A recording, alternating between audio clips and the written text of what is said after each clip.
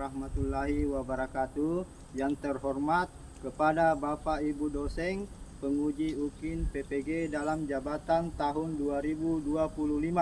Perkenalkan, nama saya Ahmad Syed. Saya guru sejarah kebudayaan Islam di Mandua Kolaka.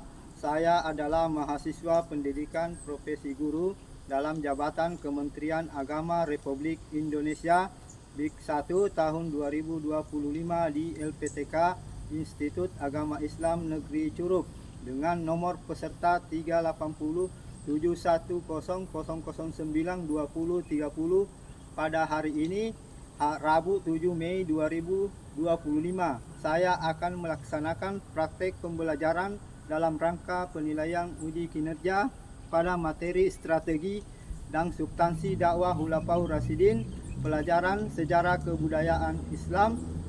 Terima kasih, mohon arahan, bimbingan, dan selamat menyaksikan. Wassalamualaikum warahmatullahi wabarakatuh. Waalaikumsalam warahmatullahi wabarakatuh. Apa kabar hari ini? Siang, Pak. Alhamdulillah baik. Sebelum kita masuk pelajaran, marilah kita berdoa. Dipimpin oleh ketua kelas, doa dimulai. Bismillahirrahmanirrahim. Rabbi zidni ilman warzuqni fahman. Amin. Baiklah, saya silakan untuk kita belajar pada hari ini. Saya persilakan untuk putra, persilakan untuk diri.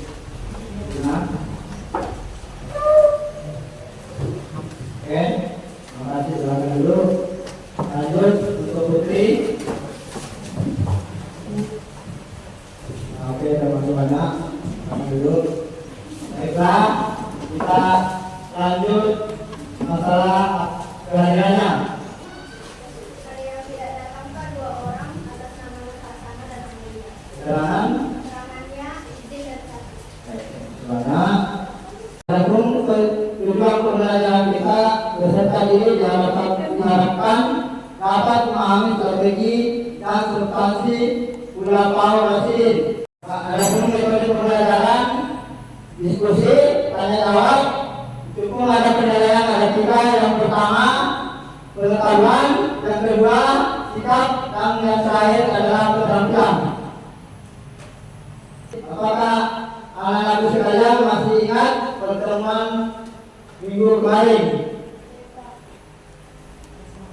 Ya, perkenalkan nama siapa? Assalamualaikum warahmatullahi wabarakatuh. Waalaikumsalam warahmatullahi wabarakatuh. Perkenalkan, nama saya Aida Nurul Lestari. Pelajaran yang dipelajari pada minggu lalu yaitu berfokus pada pendekatan yang bijaksana, musyawarah, dan nasihat yang bertanda dasar Al-Quran. Terima kasih atas jawaban. Ada 4 kelompok saya bagikan, dan persatu tolong dicermati. Terus setelah dicermati, kalian akan bertanya.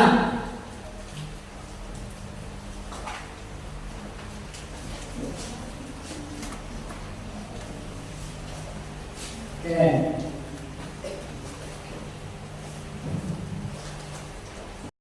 Dan strategi Abu Bakar As-Siddiq.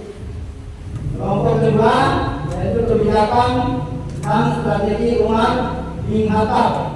Yang ketiga atau kelompok ketiga kebijakan dan strategi Utsman bin Affan. Dan yang kelompok empat atau kelompok terakhir kebijakan dan strategi Ali bin Abi Thalib. Silakan berdiskusi masing-masing kelompoknya. Terus kalau sudah selesai diskusinya, satu kelompok mewakili perwakilan terserang untuk memaparkan di depan teman-teman kalian. Silakan.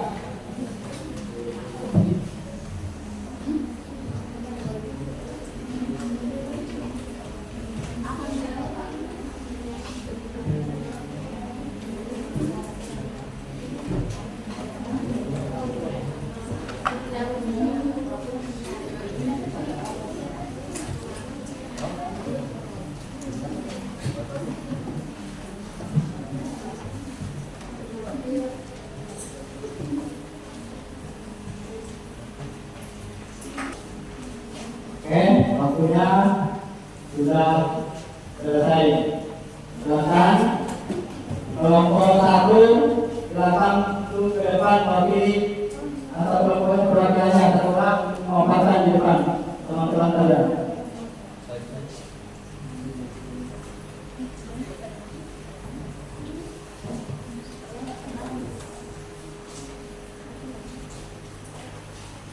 Bismillahirrahmanirrahim. Assalamualaikum warahmatullahi wabarakatuh. Waalaikumsalam warahmatullahi wabarakatuh. Perkenalkan, nama saya Saiful dari kelompok 1.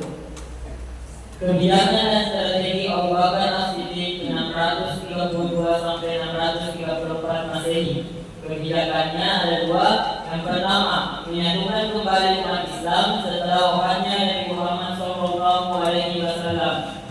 Yang kedua, memberantas nabi palsu dan orang-orang yang murtad dan perang ridho. Selanjutnya, strategi ada 2. Yang pertama, mengirim pasukan ke wilayah-wilayah yang berontak untuk menegakkan kembali keislaman. Dan yang terakhir, menyusun dan mengumpulkan ayat-ayat Al-Quran dalam satu mushaf. Nah, pemaksulannya untuk kelompok 1. Jawabannya berikutnya kelompok 2, perwakilan dari kelompok nomor 2, orang.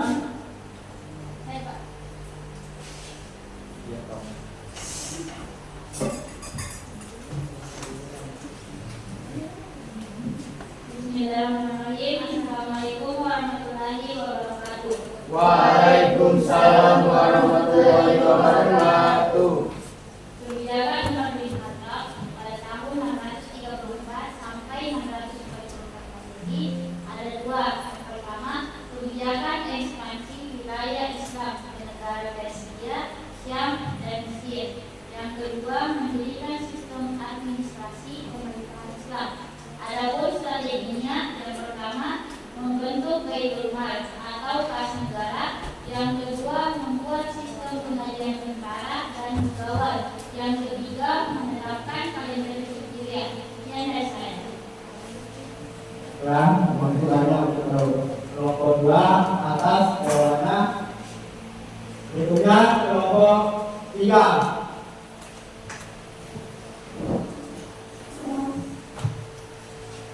Kebijakan Bismillahirrahmanirrahim. Assalamualaikum warahmatullahi wabarakatuh. Waalaikumsalam warahmatullahi wabarakatuh. Perkenalkan, saya Syifa Chandra Winanta dari kelompok 3.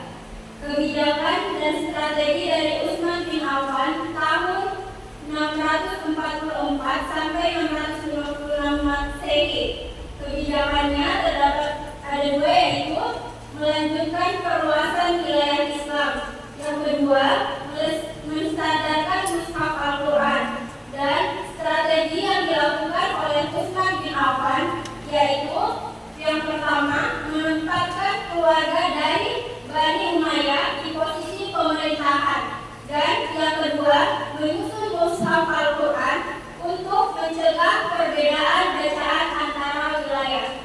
Sekian dari saya. Wabillahi taufiq wal hidayah. Wassalamualaikum warahmatullahi wabarakatuh. Waalaikumsalam warahmatullahi wabarakatuh. Nah, kelompok terakhir kelompok 4.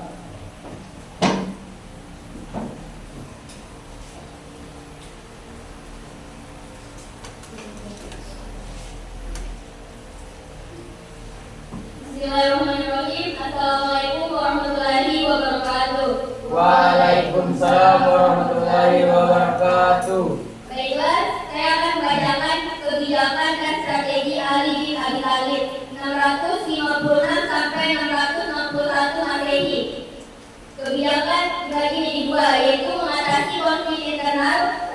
Islam atau fitnah kubra. Kedua, memindahkan ibu kota ke Kufa. Strategi pun dibagi menjadi dua.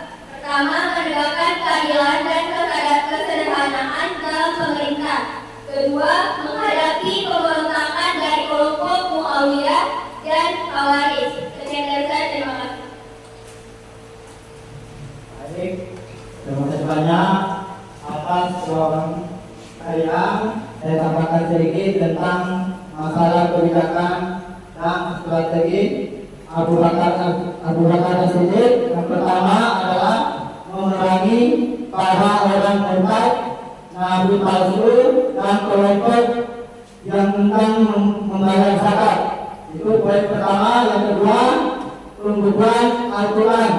Dan yang ketiga atau terakhir, perluasan wilayah. Untuk yang kedua, tentang kebijakan dan strategi Umar bin Khattab, pengembangan wilayah Islam. Yang kedua, mengeluarkan undang-undang. Dan yang ketiga, membagi wilayah pemerintahan.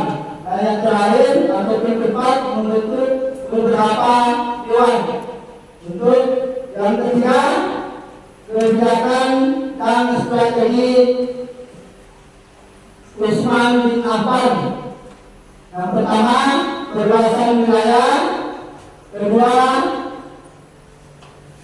standarisasi Al-Quran. Poin ketiga, pengangkatan pejabat negara. Dan yang terakhir atau poin keempat, pembangunan fisik. Yang ketiga, yang keempat, kebijakan strategi Ali bin Abi Thalib. Yang pertama, pergantian pejabat lama dengan yang baru. Yang kedua, penarikan kembali tanah hadiah. Dan yang terakhir, menghadapi para pemberontak. Itulah sedikit saya tambahkan tentang 4 item ini. Silakan, ada yang bertanya? Coba. Silakan. Perkenalkan, nama saya Muhammad Raffi Mubarak dari kelompok 2. Saya ingin bertanya apa pengertian dari mushaf Utsmani. Mushaf Utsmani. Oke, terima kasih banyak untuk pertanyaan cukup baik. Nah, saya akan jawab tentang mushaf Utsmani. Pengertian Utsmani adalah salinan Al-Quran yang dikumpulkan atau dibukukan penulisannya oleh Khalifah Umar bin Affan. Itulah pengertian tentang mushaf Utsmani. Pada pelajaran hari ini kita tutup dengan ucapan Assalamualaikum warahmatullahi wabarakatuh. Waalaikumsalam warahmatullahi wabarakatuh. Waalaikumsalam warahmatullahi wabarakatuh. Jadi sebelum kita pulang, marilah kita berdoa dibimbing oleh ketua kelas. Berdoa dimulai.